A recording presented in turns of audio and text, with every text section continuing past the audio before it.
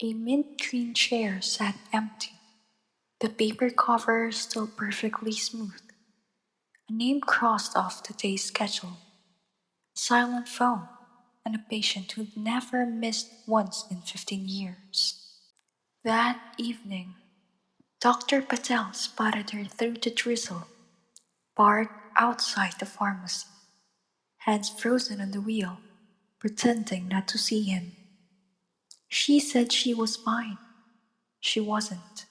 Some aches don't show on x-rays, and some pain hides behind polite smiles. What came next wouldn't just fill an empty chair. It would open a door neither of them expected to walk through. Have you ever noticed when someone changes? Not in what they say, but in what they stop saying. If you've seen it, you know how heavy that silence can feel. Tell me in the comments if you've been there and follow for more true to life stories like this. The streetlights drew pale circles on the pavement, glinting off the frost gathering on the windshields. Most of the lot was empty, except for a faded blue sedan parked under the farthest lamp. Dr. Arjun Patel slowed his car, squinting through the glass. Eleanor. Her hands were there on the steering wheel, white knuckled. Her gaze wasn't on the road or her mirrors. It was fixed somewhere far away, as if she were staring into a room only she could see. Patel eased his car to stop a few spaces away. The night air bit at his skin as he stepped out, gravel crunching under his shoes. He tapped lightly on her window. Eleanor? She startled, blinking as if returning from a long journey. A small, polite smile tugged her lips, but it didn't reach her eyes. Evening, doctor, she murmured, as she rolled the window halfway. You missed your appointment today, Patel said gently. The office called, but I know, I didn't feel up to it. Her voice wavered, barely louder than the wind moving through the bare trees. From the passenger seat, a paper envelope peeked out of her throat. The words with deepest sympathy were stamped in silver script across the front. Patel's chest tightened. Do you want to come inside? Get warm? She shook her head quickly. I'm fine, just needed to sit. But she wasn't fine. Her lips were pale, her shoulders drawn in tight, as though holding herself together by sheer will. Patel could have walked away. He could have offered a reschedule, told her to call when she felt ready. But something in her stillness, like a clock that had simply stopped, held him there. Let me drive you home, he said. She hesitated, her fingers twitching over the steering wheel. Then, with a sigh so quiet it almost vanished in the night, she nodded. As they drove, she kept her eyes on the window. The reflection of the streetlight slid over her face, catching the faint shimmer of unshed tears. Patel didn't push, not yet, but in the quiet hum of the car, a truth settled over him. This wasn't about a missed appointment. It wasn't even about her teeth. Something deeper was slipping away inside her.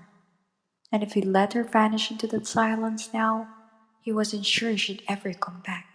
The next morning, Patel sat at his desk long after the first patient had gone, his hands resting on a closed file labeled Eleanor Huge. She had been on his schedule for almost 12 years, never once late, never once missing. From her very first visit, nervous, clutching a small tin of butter cookies, Eleanor had been the kind of patient you remembered.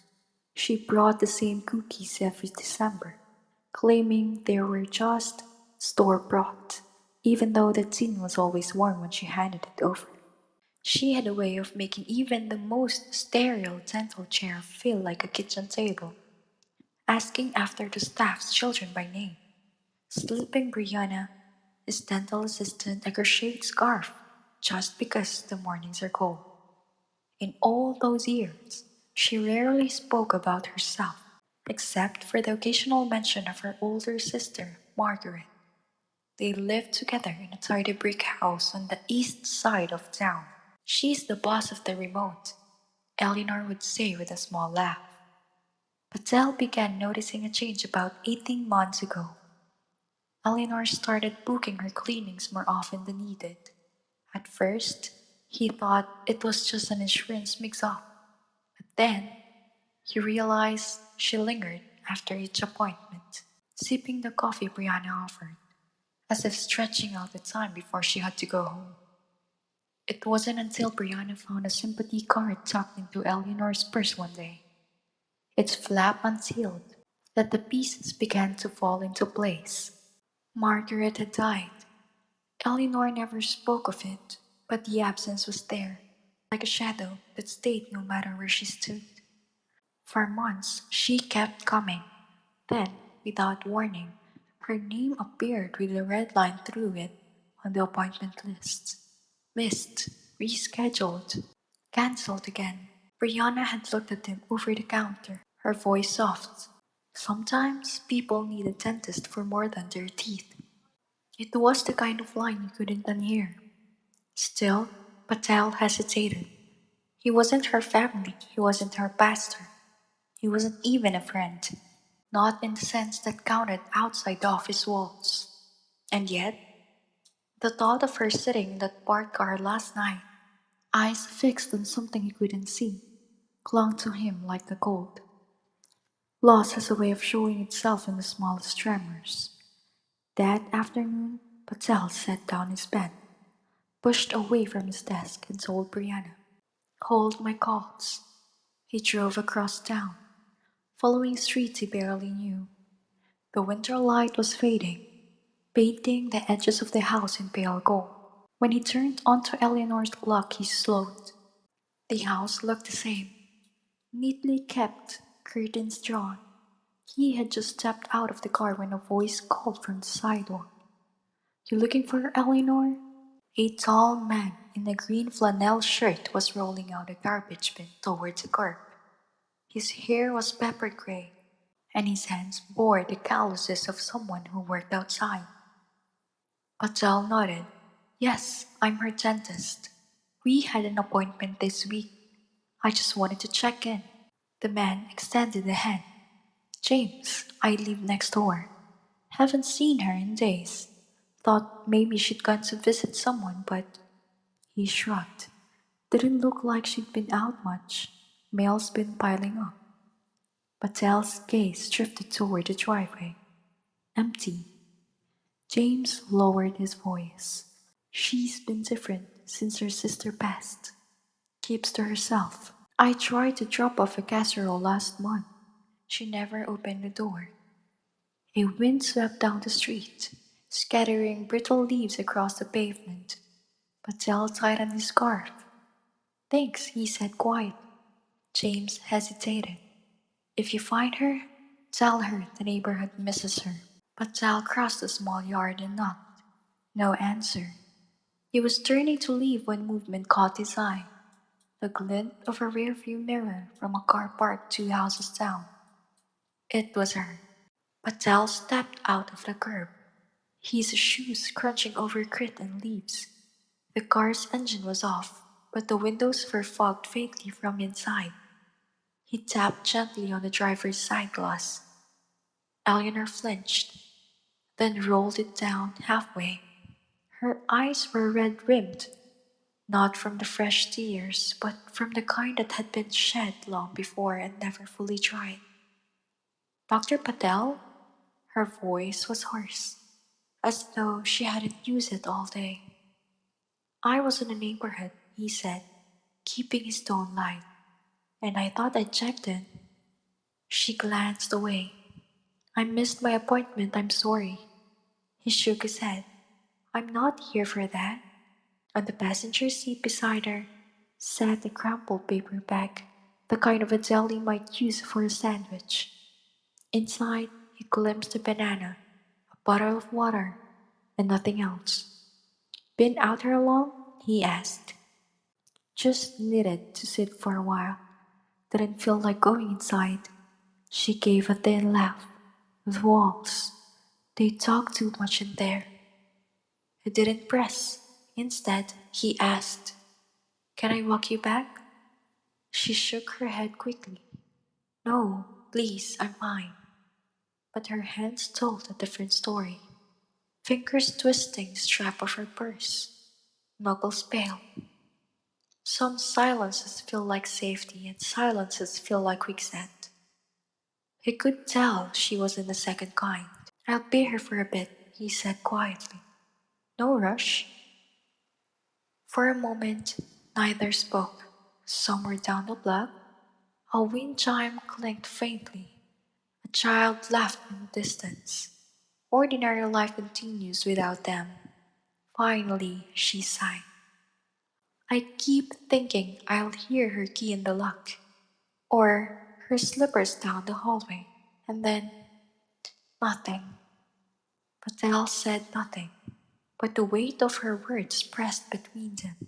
He did walk her to the door eventually, though she still insisted on him coming inside for tea. As he turned back towards his car, James reappeared, carrying a bundle of mail. "You found her?" "She was in her car," Patel said. James frowned. "That's not like her." He handed over the envelopes. "If she won't take this from me, maybe she'll take them from you." The top one was marked in bold black letters, "With deepest sympathy." That night, Patel sat in his study, the unopened sympathy card still on his desk. Outside, the winter wind rattled the bare branches against the siding.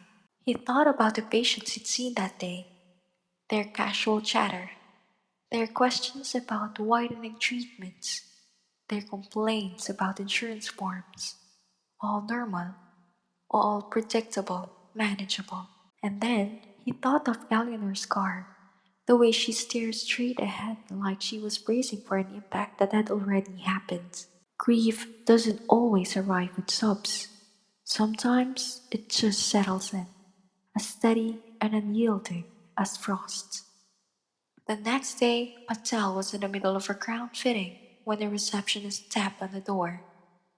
"There's a call on line 2," she whispered. "Complain about you not being in last night." He kept working, jaw tightening. By the time the patient left, the message was waiting on his desk in thick blue ink. "Find a more reliable dentist." He stared at it for a long time. Professionally, it stung. Personally, it barely registered, because now he understood. If helping Eleanor cost him a few hours of office time, it was still worth more than filling every slot in his calendar. Some absences you notice in the books, others you notice in the heart. He stopped by her house again 2 days later. This time, the curtains twitched before she opened the door. "Twice in 1 week," she said, trying for a smile. "Just checking you haven't run off to Paris without telling anyone," he said. Her lips quirked faintly. "If I did, I'd send you a postcard." The kitchen light was dim, casting long shadows over a counter cluttered with unopened mail. A single teacup sat in the sink, ringed with cold leaves at the bottom. She caught him looking. "I make it in the morning. Then I forgot to drink it." He didn't judge. "Mind if I put the kettle on?" She hesitated, then nodded. They sat across from each other at the small table. The steam rose between them, fragrant and faint, filling the quiet space. "She was the last one," Eleanor said quietly, her voice barely above a whisper. "Margaret. She knew everything about me, and now there's no one who does." "Do you know what it's like to have no one left who remembers the same stories?" Patel nodded slowly, meeting her gaze. "I think that's the hardest part, losing the witness to your life." She blinked at him, as if surprised he understood so much without needing more explanation. For a moment, they sat in silence. the weight of her words hanging between them. When he finally stood to leave, she rose too and walked him to the porch. Outside, the wind had picked up again, scattering the last of the autumn leaves across the lawn. You didn't have to come, she said softly, her voice tinged with gratitude and something like relief. I know, he replied, pausing on the steps. But sometimes you don't wait for people to ask. You just show up. Her eyes softened, a faint smile tugging at the corners. Not many people think that way anymore. Maybe more should, he said gently, before turning toward his car. That night, Patel wrote her next appointment into the book himself. No charge, no reminder call, just her name, neat and certain, because some things you pencil in, others you carve. 2 days later, Patel was in the middle of reviewing x-rays when Rihanna appeared in the doorway, eyes wide. Doc, there's someone in the waiting room for you, says its urgent. He stepped out to find James standing awkwardly by the reception desk. She's not answering the door, James said. Cars in the driveway, curtains shut. I'm worried. Patel didn't ask for more. He grabbed his coat. When they reached Eleanor's house, Patel knocked. No answer. James pointed toward the driveway. She was in her car again, hands gripping the steering wheel, eyes fixed straight ahead. The windows were fogged just like before. Patel approached slowly, then tapped on the glass. She startled, then rolled down. Oh, it's you. You've been out here a while? He asked. I I didn't want to go inside. The air in the car was heavy with a faint scent of old tea and something floral, like lavender sachets. Patel crouched so they were eye level. Eleanor, this isn't about an appointment. I'm not here as your dentist. I'm here because I'm worried about you. Her voice trembled. I don't want to be a burden. You're not, he said firmly. You matter. And sometimes the bravest thing is letting someone see you when you're not okay. They sat in silence for a while, the winter air seeping in through the half open window. Finally, she whispered, I don't know what to do with the quiet. It's too loud. Patel nodded slowly. Then maybe refill it together. That evening, he called Brianna and told her to block an hour on Friday morning, not for a patient, but for a home visit. Doc, you're going to lose people if you keep cutting hours, she warned. Maybe, he said, but some things are worth more than a full schedule. Friday came with the pale winter sun. Pastel arrived at Eleanor's with a bag from the corner bakery. Scones, her favorite. She answered the door in a soft cardigan, her hair loosely pulled back. What's this? She asked, eyeing the bag. Breakfast, and maybe some company. They ate at her kitchen table. The scones crumbled in their fingers. The kettle hissed, and the box of letters stayed between them like a silent guest. At one point, Eleanor reached over and rested her hand lightly on the lid. Would you stay if I opened it? Of course, Patel said. She lifted the lid, revealing a stack of envelopes, some tied with ribbon. The handwriting was looping and familiar. Margaret's, no doubt. Eleanor took a shaky breath and began to read one aloud. It was a simple letter about planting bulbs in the garden, about the neighbor's new dog. Ordinary, beautiful in its ordinariness. As she read, her voice wavered at times, but Patel didn't interrupt. Tears came then, not just grief, but relief. The weight she'd carried for so long seemed to shift, as if the memories were finally allowed to breathe. When she finished, Eleanor looked up, a softness in her eyes that hadn't been there before. She was the last one who truly knew me, Eleanor said quietly. And for the first time in a long time, I don't feel so alone carrying that. Patel smiled gently. Sometimes, sharing the story is the first step to healing. She gave a small, grateful nod. Thank you for staying, for listening. It feels lighter now. He reached out briefly, a steady presence. You don't have to carry it alone. When Patel left that day, the curtains in the front room were open for the first time in weeks. As he walked down the sidewalk, gathering his thoughts, James came around from his porch and caught up to him. Whatever you're doing, James said quietly, keep doing it. Patel looked up and gave a small, grateful smile. I think I will.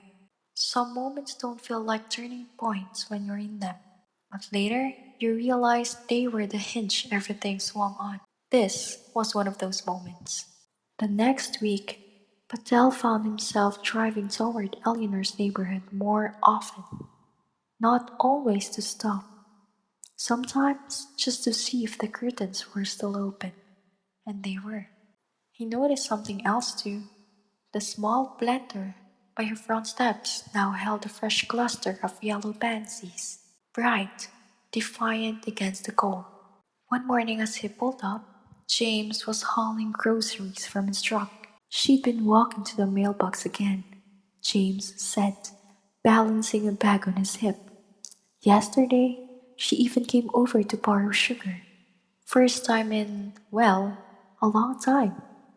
Patel nodded, trying to hide a small swell of relief in his chest. Sometimes healing doesn't announce itself with fanfare. It just tiptoes back with a borrowed cup of sugar. When Eleanor answered the door, she was wearing her coat and scarf. Going somewhere? Patel asked. Library, she said. Figured I'd see if they still have my card on file. He offered to drive, but she shook her head. I need to do this on my own. Still, he followed in his car, just far enough behind to watch her pace steady as she reached the corner. A few days later, Brianna caught him staring out of the office window during a slow hour. You've been different lately, she said. How so? You're slower, not in a bad way, just more here when you're here. Adele smiled faintly. Maybe I'm remembering why I do this. Words of his home visits began to circulate. Some patients were touched, others grumbled about longer wait times. One man muttered on his way out, nice to see my dentist has time for tea parties, but not for cleanings. Patel let it slide, but Brianna caught the flicker of frustration in his expression. People will always measure you by what they see, she said softly. Doesn't mean they understand the value of what you do. Later, during a quiet break, the two sat together with their coffee, the day's weight settling around them. She's not the only one, Brianna said after a pause. There are others like Eleanor, people who come in for teeth but leave with so much more on their minds. Patel nodded, rubbing his temples. We treat smiles, but sometimes the real pain isn't visible. They looked at each other, the unspoken truth hanging between them, and an idea began to take shape. What if Patel started slowly? We didn't just care for teeth, but for the whole person. Brianna smiled, picking up a notepad and a pen. Like checkups and chats. Together, they wrote the words at the top of the page, underlining them. Monthly visits for her senior patients, Brianna added. Half dental, half whatever they need. Patel smiled, hope rising. It's not just teeth we're caring for, it's people. The first checkup and chat was at Eleanor's house. Patel sat across from her, gently explaining the new program he was testing for elderly patients. Part health check, part conversation. I want this to be more than just dental visits, he said. A place where we can check in on the whole person, not just their teeth. Eleanor smiled faintly, her eyes searching his. The day unfolded slowly, and before Patel packed up to leave, Eleanor insisted on making the tea herself. As he gathered his things, she handed him an envelope. For you, she said softly. Margaret always told me not to let gratitude go unsent. Inside was a short note in Margaret's neat handwriting. You didn't just check my teeth, you checked if I was still here. Thank you for noticing I was missing. Those words stayed with Patel long after he left. In the weeks that followed, Eleanor began returning to the clinic not for treatment, but just to say hello. Sometimes she brought scones, a quiet offering of friendship. Other times, she brought nothing but her presence and warm conversation. Not everyone was immediately convinced. One afternoon, as Patel finished with the patient, Brianna leaned in with a knowing look. Some of the clients are a bit skeptical, she said quietly. Just yesterday, I overheard Mrs. Thompson in the waiting room grumbling to Mrs. Garcia. What's this new program anyway? Sounds like just chit chat. I didn't come here to gossip. Patel smiled gently, nodding. I understand. It's different from what they expected. But, Brianna continued, after a few weeks, the whispers started to change. People began asking each other, have you heard about checkups and chats? What's it really about? She paused, eyes brightening. It's spreading. They're curious now. Some even says it feels like something in the community had been missing. Patel met her gaze, conviction growing. You're right. It's not just a program. It's becoming a place people need. James noticed the change in Eleanor too. She's lighter. He told Patel one afternoon. Not fixed. Not like before, but lighter. Like she found a piece of herself again. Patel nodded, quiet smile touching his lips.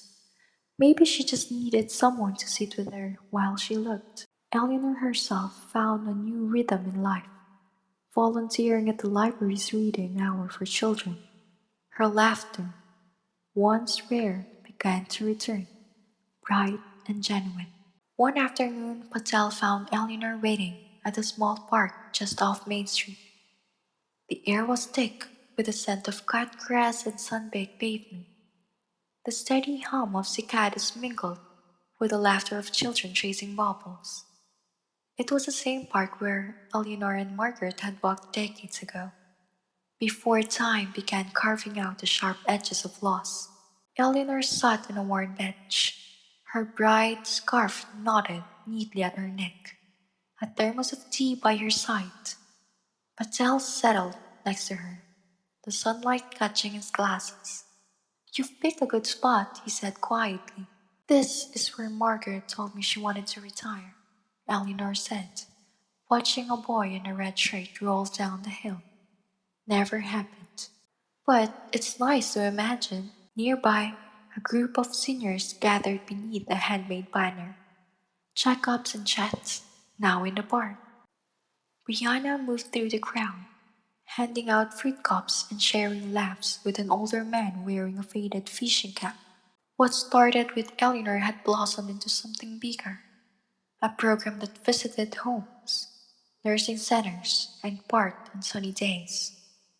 The dental work was part of it, yes, but the conversations were what kept people coming back. One woman described her late husband's garden in vivid detail. Another proudly showed off a crocheted blanket made for her great grandchild. Patel watched, heart full. This is what medicine should feel like, he thought. And Eleanor? She'd found her way back, not just to the chair, but to the life itself. Watching Eleanor interact with the children's laughter filling the air, Patel turned to Brianna and said quietly, I think she's ready to come back to the chair. Months had passed since Eleanor's last visit. The clinic had settled back into its familiar rhythm, the soft buzz of the dental tools, the murmur of a small talk in the waiting room, the steady tuning of appointment pages. But the day Eleanor stepped through the door, something felt quietly different. She looked stronger now, brighter, even. The shadows that had once clung to her shoulders seemed to have lifted. The scarf she used to wear was gone, replaced by a simple silver pendant that caught the light each time she moved. Patel rose from his chair, offering her a warm smile.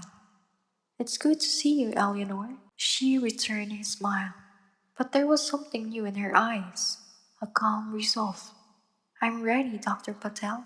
Ready to come back. The appointment moved smoothly.